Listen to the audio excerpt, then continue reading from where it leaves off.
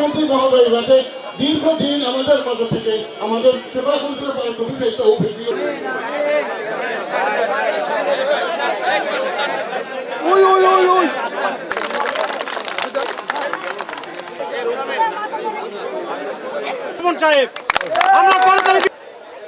ক্ষমতায় যাওয়ার আগেই ছিল আমরা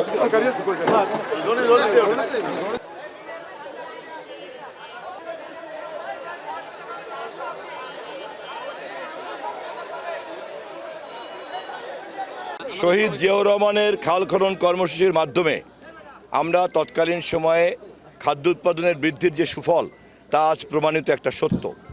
পরবর্তীকালে খালগুলি মরে যাওয়ার কারণে কৃষি উৎপাদন যে ব্যাহত হয়েছে সে তথ্যও কিন্তু প্রমাণিত সত্য। ফলে আমরা সেই ধারাবাহিকতাতেই আমরা তারেক রহমানের নেতৃত্বে খাল খনন কর্মসূচি শুরু করেছি, যা আজকে শুরু করলাম এখানে। যদিও এটা আমার নিজের এলাকায়, কিন্তু মন্ত্রী হিসাবে আমি এই কাজের প্রচারের দায়িত্ব সারা বাংলাদেশের। সরাসরি জোয়ার ভাটার নদীর পানি কৃষকের জমিতে পৌঁছে যাবে।